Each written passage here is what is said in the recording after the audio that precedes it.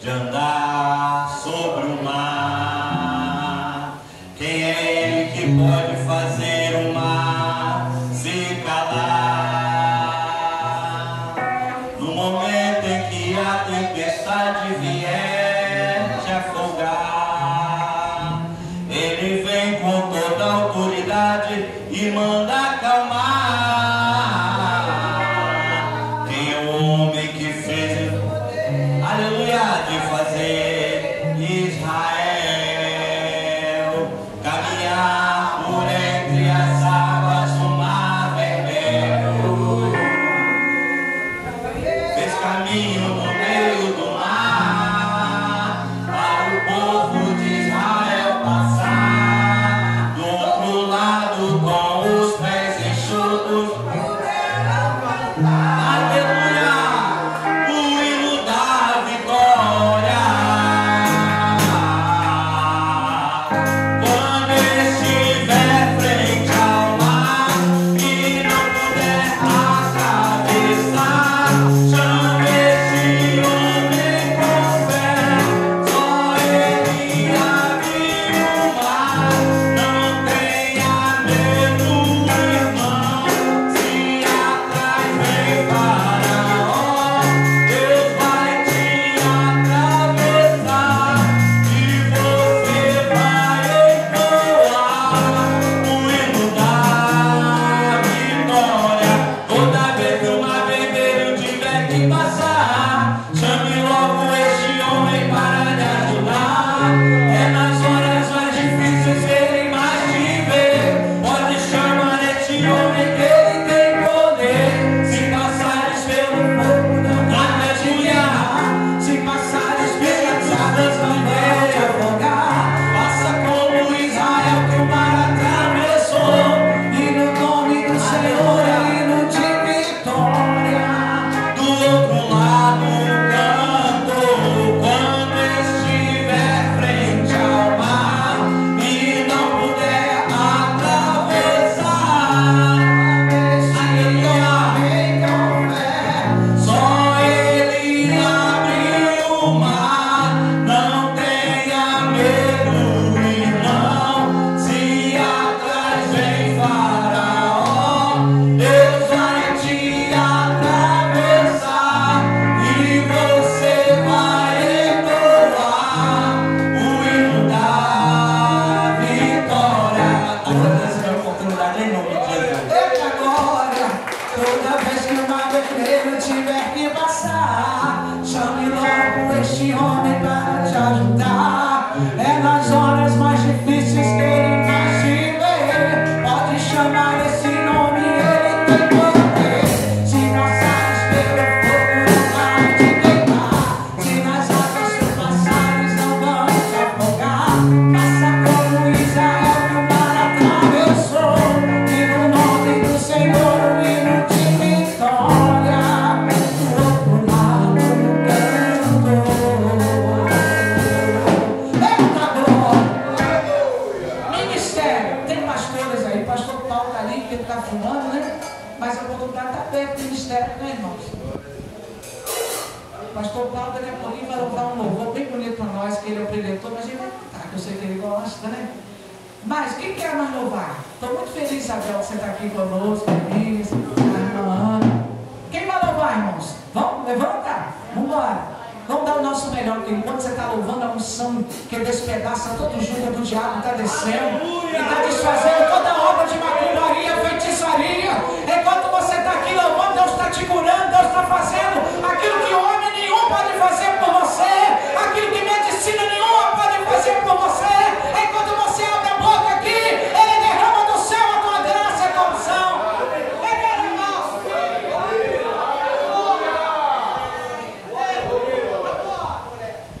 Aleluia. Glória a Deus. Senhor, glória ao Senhor, peço que me ajuda.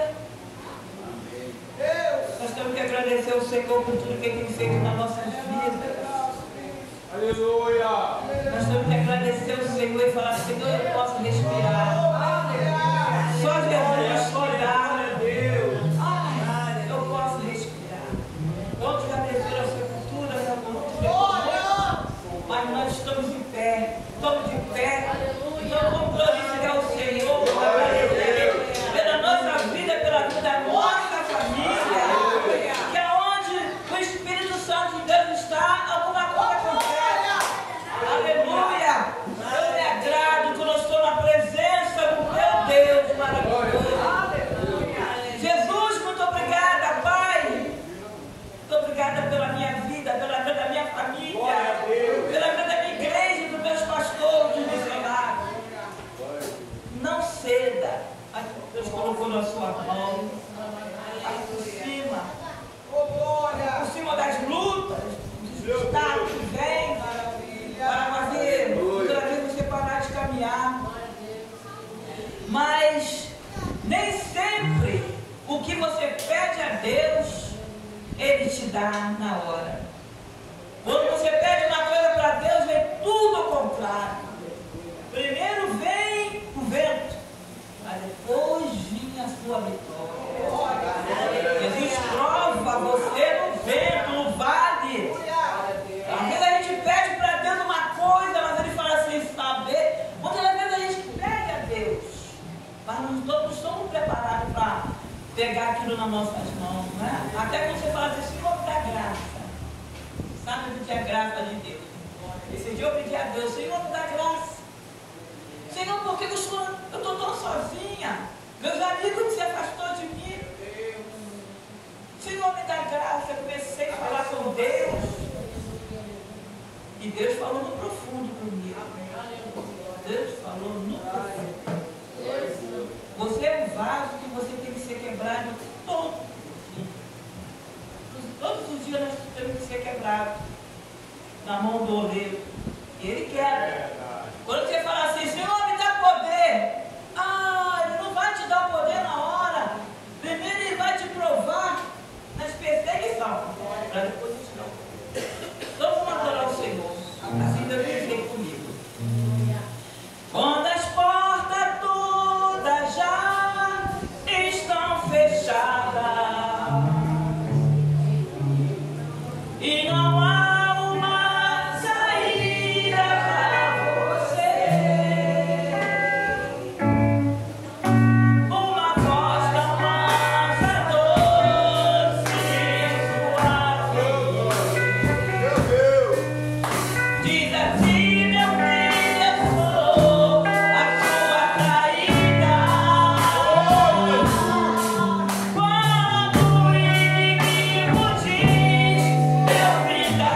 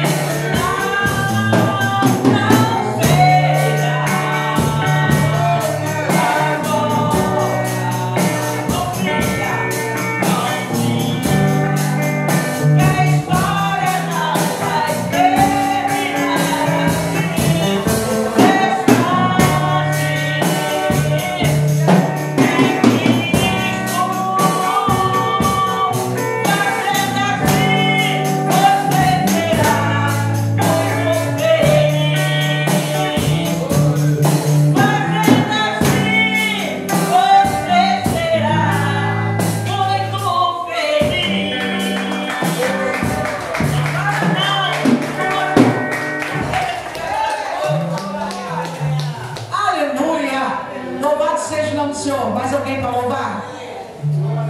Tá gostoso, não tá? Onde tem presença, irmão, tem coisa boa. Onde tem a presença, Alain, Deus mandou se contar 7 dias. Se você crer, dentro de 7 dias você vai ver o milagre de Deus na sua vida. Deus está te respondendo algo com fogo aí. Entendeu? Nesses 7 dias você fica ligado, Deus vai te dar a sua vitória. E você vai testemunhar.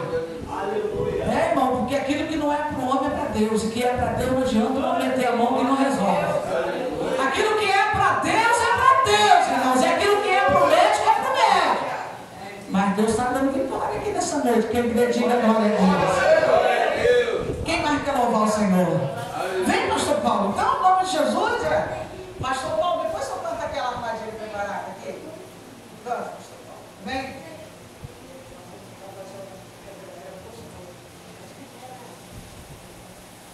Glória a Deus.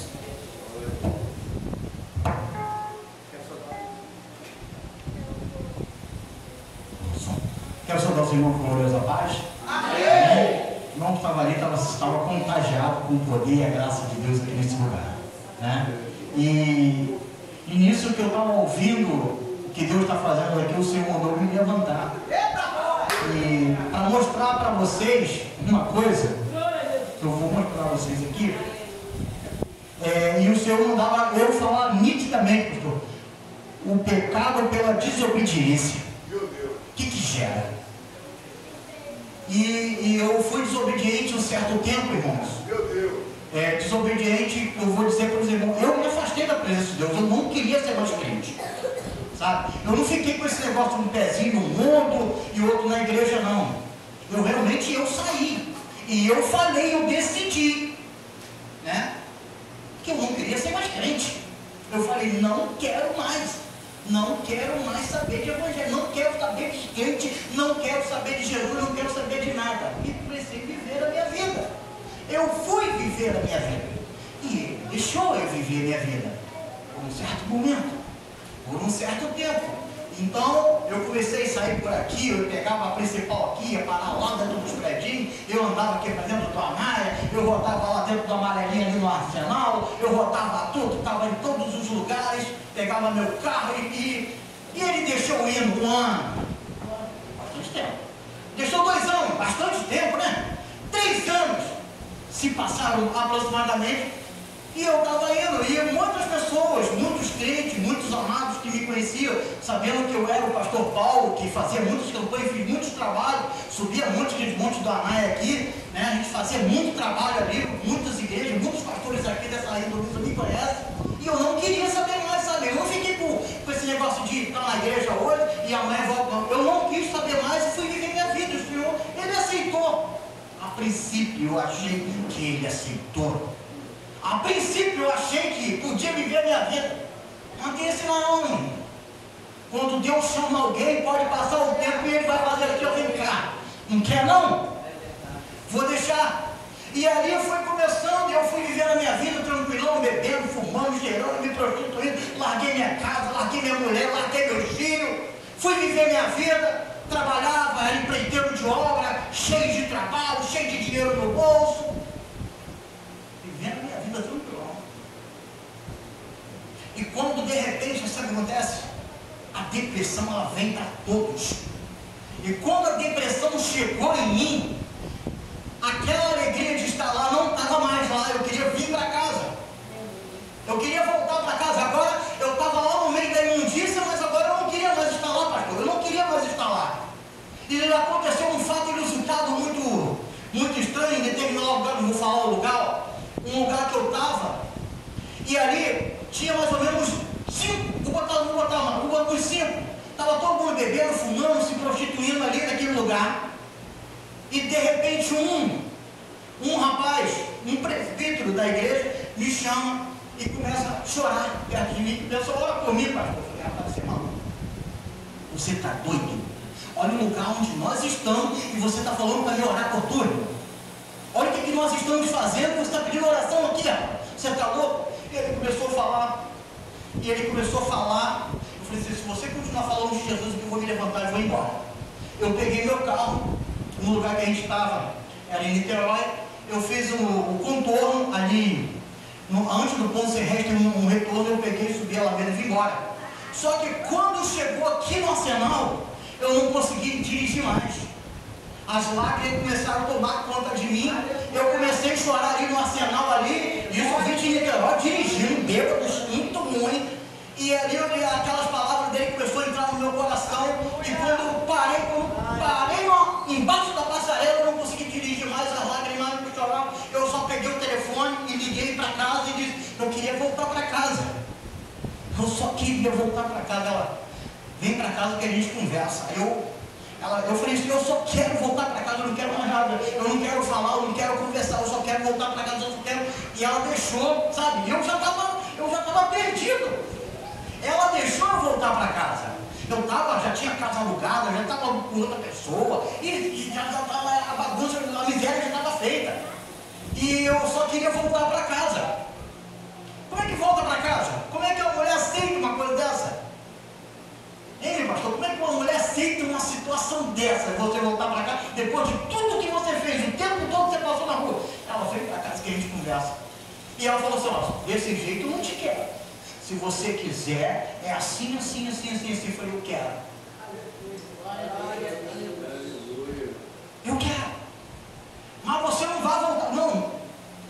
Não quero mais o carro. Eu dei o carro do meu irmão. Eu não quero mais o carro. Porque o carro... E eu comecei, eu falei, só tem um porém, irmão. Eu ainda continuo, o problema, eu estou com vício ainda, eu tenho cigarro. A bebida, o restante eu até largo, mas é o cigarro. Aí o Senhor falou, deixa o cigarro que eu te cuido. Só que conforme eu comecei a fumar, eu fumava aquele cigarro, o cigarro entrava por dentro e o cigarro começou a me apertar. Eu comecei a sentir um negócio aqui, meu olho ficava vermelho, meu olho pulava para fora. O negócio ficou estreito, eu falei, eu vou fumar esse negócio mais não, tá doido? Esse troço tá estranho. Eu comecei a sentir. Só que era o Espírito Santo de Deus já trabalhando para me limpar. E ele falou assim, agora eu tenho que tratar com esse cidadão. Aí eu falei assim, agora eu não estou mais fumando, não estou mais na rua. Aí agora o Senhor começou a tratar comigo dentro da minha casa, com a minha família. Começou a tratar não somente a mim, mas também a minha família também. A minha família também começou a ser tratada. Eles começaram a ver o processo que eu estava, porque aí eu comecei a entrar em outro processo. Agora entrei em enfermidade. Aí eu comecei a inchar. Aí a droga, bebida, misturar com remédio, com as coisas, começou a fazer efeito depois. Eu comecei a inchar, eu ia explodir dentro de casa. Foram aqui, eu moro aqui no Petrópolis, foram 4 viaturas para me tirar dentro de casa. Porque a irmã sabe que dentro atrás ali da minha frente, né, tem uma escada. Então a escada é difícil de acesso. Imagina para descer com um cara com 160 quilos inchado para explodir. Eles estavam com medo de colocar a mão ali e arrancar o meu braço. Para você ver o estado que eu fiquei. O medo deles de me pegar pela perna e a perna sair na mão dele. Porque meus olhos começaram a... Eu tenho foto depois eu mostro para vocês. A minha situação começou a ficar deplorável. O Senhor me transformou. Eu fiquei transfigurado. Me levaram para o geral. Do geral eu fui transferido para o Cáfano. Ele vai para o Cáfano, meu irmão. Sempre que Jesus não voltar, misericórdia, não volta mais. Quem vai para lá buscar, porque eu não volto. E o médico, já falaram, já começaram a preparar o velório, começaram a preparar tudo, já começaram a gerar os papéis, resolveu o problema, agora ele vai partir com Cristo e é assim que vai. E o Senhor, sabe o que fez comigo? Me colocou dentro do hospital, dentro do leito, 19. Não, vou correr. O que acontece? Mesmo assim, ainda tinha um monte de gente à minha volta. Eu ainda estava brincando, eu ainda estava rindo, mas eu ainda não tinha me convertido ainda, pastor. Eu ainda não havia me convertido ainda. Porque o Senhor ainda estava me tratando, mas eu ainda estava com brincadeirinha. Mesmo todo ruim, todo inchado lá. Aí o Senhor falou, espera aí que eu vou conseguir piorar. Eu já acho que está hoje. Consigo piorar, irmão. O que acontece? Me tira do leito 19, onde eu estava, me bota no 22. O que tem no 22? No 22 só UTI. Só tem gente entubada. Não tem ninguém falando, não não tem ninguém conversando, não tem ninguém passeando no corredor, não tem conversa. Está todo mundo entubado com sonda. Só eu que não tinha sonda nem estava entubado. Aí eu falei, ih, rapaz, agora o próximo sou eu. Como a bactéria começou a agir no meu corpo, eu não conseguia mais me alimentar, eu falei, agora é só colocar a sonda para você se alimentar através da sonda e a gente vai apagar você para te sedar. Aí eu entrou o desespero em mim. E eu, rebelde, ainda estava em rebeldia. O que aconteceu com a rebeldia, irmãos? O Senhor ainda não tinha entrado ainda no quarto. O Senhor ainda não tinha entrado naquele leito comigo. Eu ainda estava sozinho. E quando eu comecei a ver a solidão, o desespero, eu comecei a ver vulto, eu comecei a ver a morte se aproximando de mim, perto do leito. Ela passava de um lado pelo corredor, eu via a morte passando do outro lado, eu via ele passando, e quando ele chegava perto de mim, nós não conseguia se aproximar, mas eu via que cada vez ele chegava mais perto.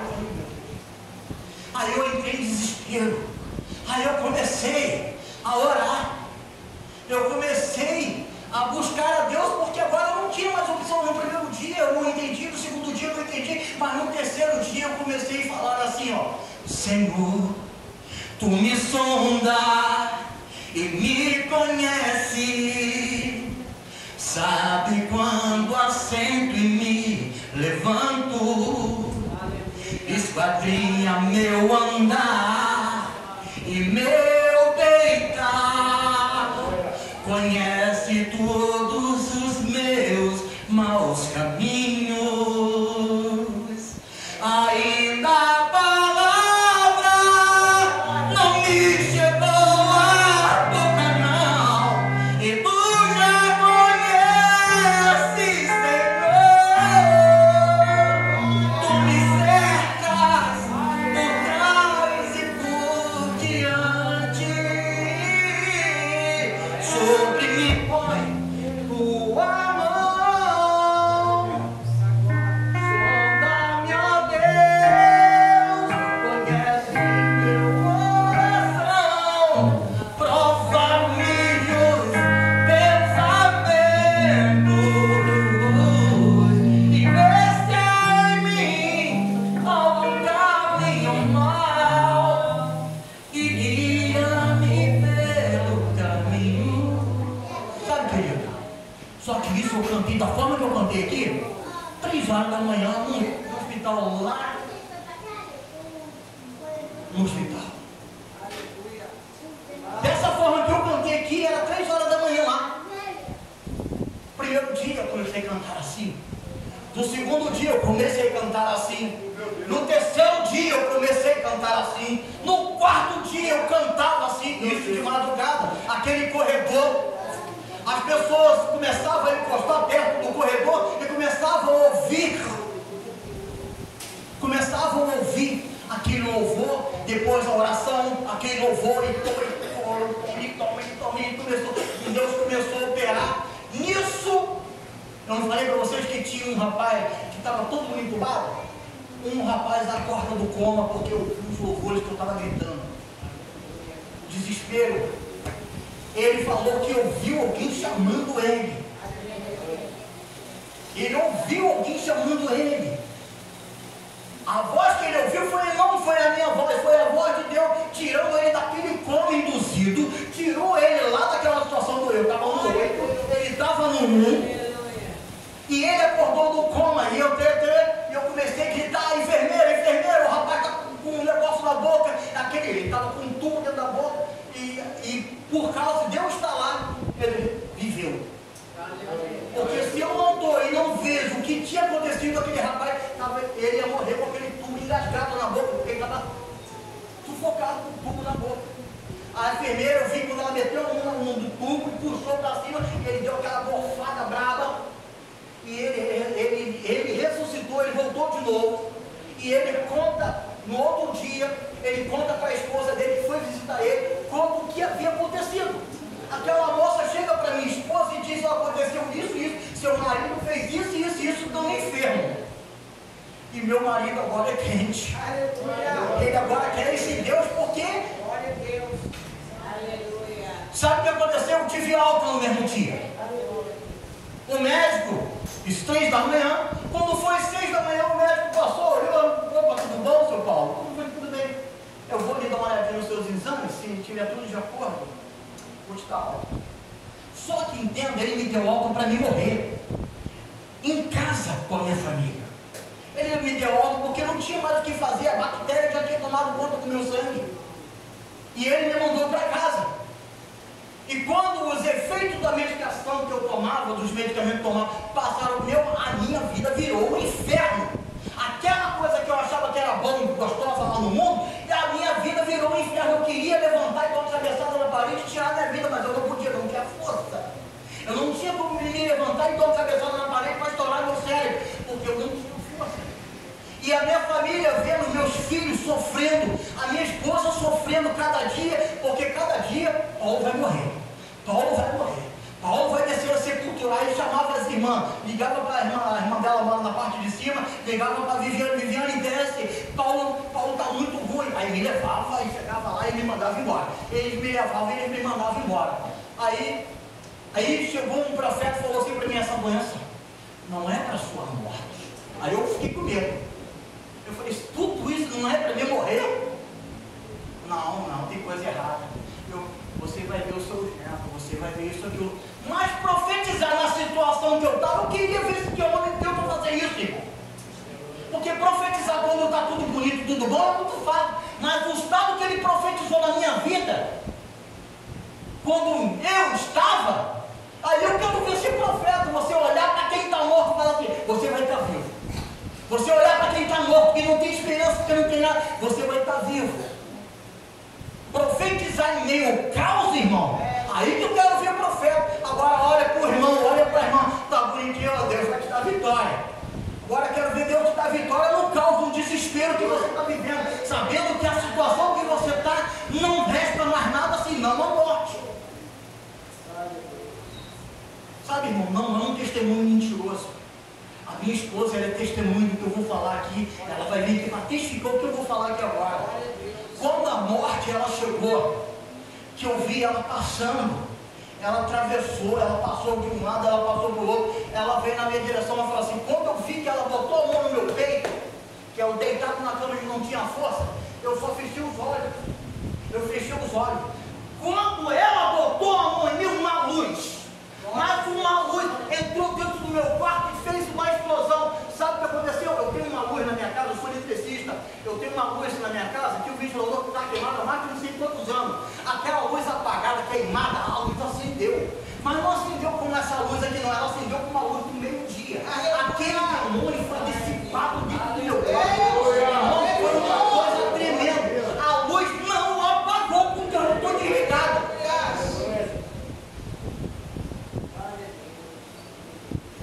Falei para ela: ei, olha, ela, o quê? Luz.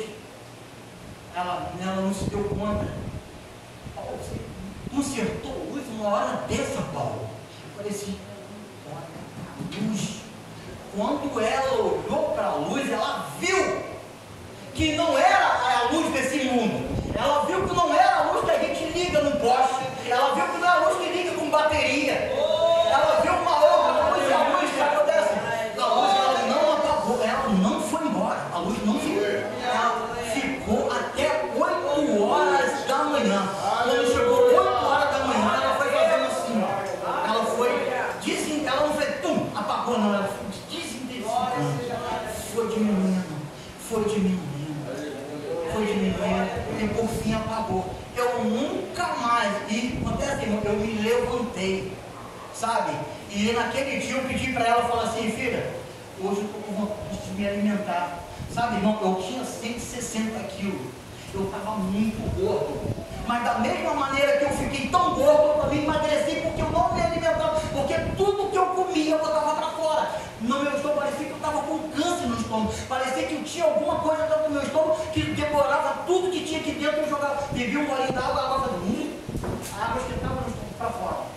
Eu achei que estava bom. Aí vamos fazer uma endoscopia. Se eu fazer endoscopia, eu mato você. Eu não posso fazer endoscopia em você. Eu falei: então vamos fazer o quê? Vamos fazer o seguinte: chega em casa. Você é crente, né? Aí eu falei assim: você é crente o quê? Você chega em casa, compra uma garrafa de Gatorade e faz assim, ó. Médico, mandando você orar. Pode um negócio desse? Ora a água. E eu não bebi água, bebi Gatorade. Aí tomei aquele Gatorade ficou no meu estômago, eu pedi pela filha. Eu não suporto mais, eu quero minha última refeição de hoje. Ela fez um pirão para mim naquele dia, para encerrar. Ela fez um pirão. E aquele pirão, eu só podia botar era só um pouquinho, ela comia um pouquinho, botava na boca e só para botar na boca ali. Eu comi 8 pratos naquele dia.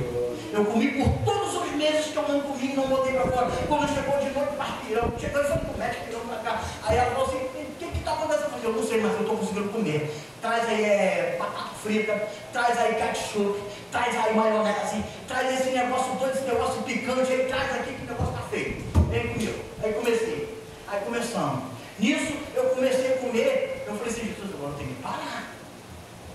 Porque Deus me restaurou, sabe? Eu ainda, sabe, irmão, eu falei que eu ia mostrar. Só que eu ainda tenho sequelas do pecado.